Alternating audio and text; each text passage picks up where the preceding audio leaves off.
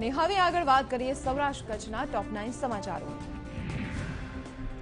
રાજકોટમાં કોરોના અટકવાનું નામ નથી લઈ રહ્યું। રાજકોટમાં છેલ્લા 24 કલાકમાં 128 નવા કેસ નોંધાયા। શહેરમાં 89 અને જિલ્લામાં 39 કેસ નોંધાયા। તો 24 કલાકમાં 147 દર્દીઓએ કોરોનાને માત આપી અને સાજા થઈ ઘરે પરત ફર્યા।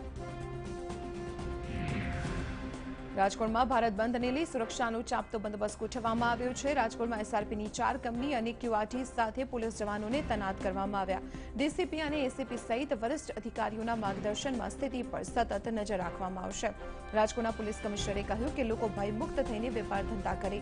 ભારત બંધ સમયે કાયદો તોડનારા સામે કડક કાર્યવાહી થશે। ભારત બંધમાં ગુજરાત કિસાન સંઘ આજે નહીં જોડાય। ગુજરાત કિસાન સંઘનું કહેવું છે કે કૃષિ કાયદાઓમાં ક્યાંક ખેડૂતોનું હિત પણ છે। ગુજરાત કિસાન સંઘનું એવું પણ માનવું છે કે કૃષિ કાયદાઓમાં ફેરફાર કરવાની કિસાન સંઘની માંગણી પણ છે। કાયદાઓને લઈને કિસાન સંઘની સરકાર સાથે વાતચીત ચાલુ છે। જોકે તેમણે ત્રણેય કાયદાઓ પરત ખેંચવાની ખેડૂતોની માંગ ખોટી ગણાવી। ભારત બંધને સૌરાષ્ટ્રના કેટલાક સ્થળે ખેડૂતોએ સમર્થન આપ્યું છે। સૌરાષ્ટ્રના એપીએમસી માર્કેટ બંધના સમર્થનમાં છે। એટલે રાજકોટ, જૂનાગઢ, જામનગરના માર્કેટયાર્ડ બંધ રહેશે। તો ઉપલેટા, જસદણ, જામજોધપુર, ખંભાળિયાના એપીએમસી ચાલુ રહેશે। આ તરફ કાલાવાડ, ધ્રોલ, વિસાવદર, મેંદરડા સહિતના માર્કેટયાર્ડ બંધ રહેશે। અમરેલી એપીએમસી બંધ રાખીને ખેડૂતોને સમર્થન આપશે, જ્યારે અમરેલી જિલ્લાની અન્ય માર્કેટયાર્ડ ખુલ્લી રહેશે।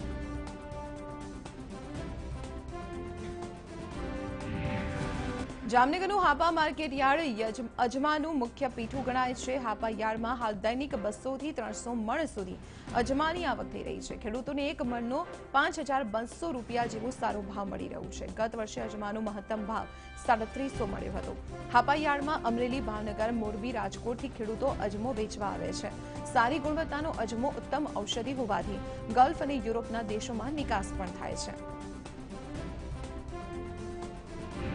ગઢડા ગોપીનાથજી મંદિરના ચેરમેનના વિવાદમાં દેવ પક્ષના ટ્રસ્ટીઓની બેઠક યોજાઈ હતી, જેમાં બહુમતીથી ચેરમેન તરીકે હરજીવન સ્વામીને યથાવત રાખવામાં આવ્યા। જે બાદ હરજીવન સ્વામીએ આચાર્ય પક્ષે કરેલા નિમણૂકને ગેરકાયદે ગણાવી।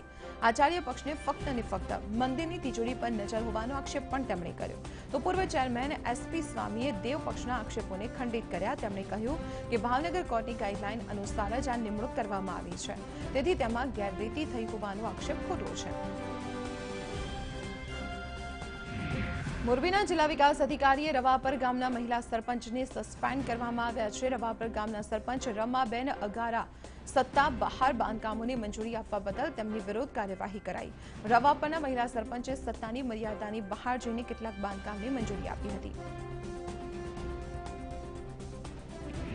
અમરેલીના જાફરાબાદ પાસે સિંહ પરિવારની મધરાત્રે લટાનો એક વિડીયો વાયરલ થયો, જેમાં સિંહ, સિંહણ અને 3 સિંહ બાળ રસ્તા પરથી પસાર થઈ રહ્યા છે। આ વાયરલ વિડીયોમાં એક કાર ચાલક સિંહ પરિવારની પજવણી કરતો પણ જોવા મળ્યો। જાફરાબાદના લુણસાપુર ગામ નજીકના હાઈવેનો આ વિડીયો વાયરલ થતા જ વન વિભાગ હરકતમાં આવ્યું। પાલીતાણા શેત્રુંજી ડિવિઝનના ડીસીએફ દ્વારા યોગ્ય તપાસના આદેશ અપાયા।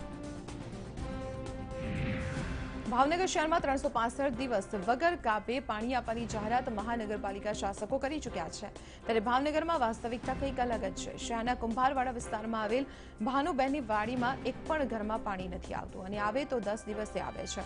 દિવાળી અને નવા વર્ષ જેવા તહેવારોમાં પણ આ દિવસોમાં આ વિસ્તારના લોકો પાણી વિહોણા રહ્યા। અનેક રજૂઆતો, અનેક ધરણા છતાં પણ આ વિસ્તારમાં નિયમિત પાણી નથી આવતું અને મનપા તંત્ર તેમજ શાસકો ભાવનગરમાં અમુક વિસ્તારમાં પાણી આપવામાં નિષ્ફળ ગયા છે।